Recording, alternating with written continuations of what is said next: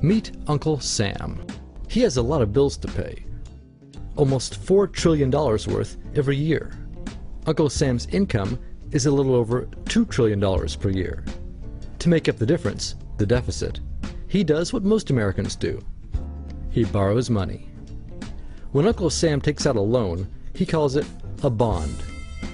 Bonds can be held by banks, investors, or even foreign governments. Uncle Sam has to promise to pay interest on these bonds, just as you do on any loan you take out. Ever think about paying your mortgage with your credit card? That's exactly what Uncle Sam does. He takes out new loans, new bonds, so that he can make payments on the old ones. All those loans, and especially all that interest, adds up.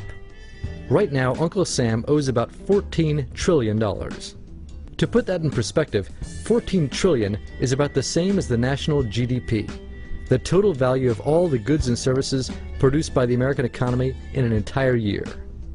It's such a huge amount of money that Uncle Sam is starting to run out of people to borrow from, and he's having trouble just paying the interest on his loans.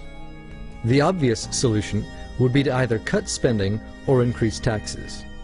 But if he cuts spending, the people that he's spending money on would complain that they don't have money to spend, and that he was hurting the economy. If he tried to raise taxes enough to close this gap, not only would people definitely have less money to spend, he'd probably have riots on his hands. So Uncle Sam chooses the easy way to make money. Just make it. He calls up the Federal Reserve, which is our central bank, and, like magic, dollars are created and deposited in banks all around America. The problem is that the more of something there is, the less it's worth.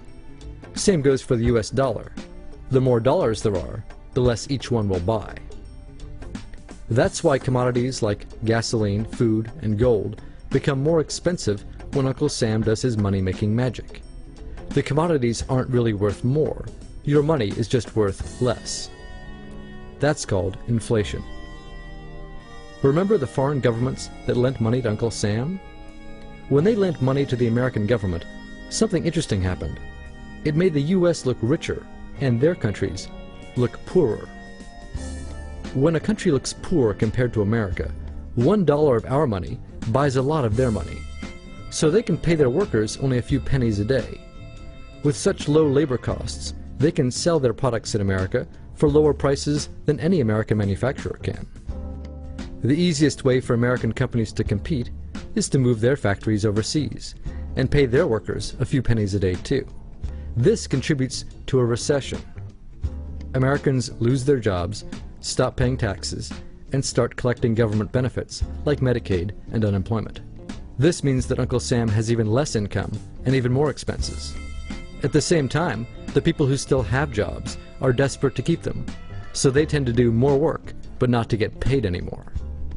When your dollars are worth less and you're not earning more of them, that's called stagflation. And this is why Uncle Sam is in a catch-22. He can't raise taxes or cut spending without making the recession worse. And he can't have the Federal Reserve create more money without making inflation worse. For now, he can keep borrowing money, but since he can't even pay the interest on the loans he already has, it just makes his inevitable bankruptcy even worse. Whether it's in 2 months or 2 years, the day will come when Uncle Sam can no longer pay his bills. When that happens, the banks, investors, and foreign governments who are counting on that money won't be able to pay their bills.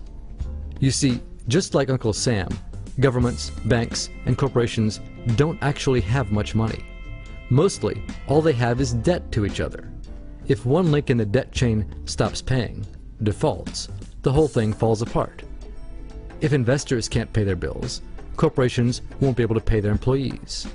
If banks can't pay their bills, you won't be able to take out a loan, use a credit card, or even withdraw your savings. If foreign governments can't pay their bills, their own banks and corporations will have the same problems. That's called a global economic collapse.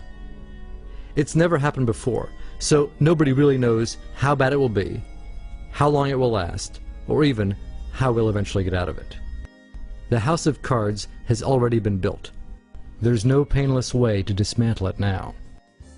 All we can do is to educate each other about what's actually going on, and to prepare for what may be very extraordinary circumstances.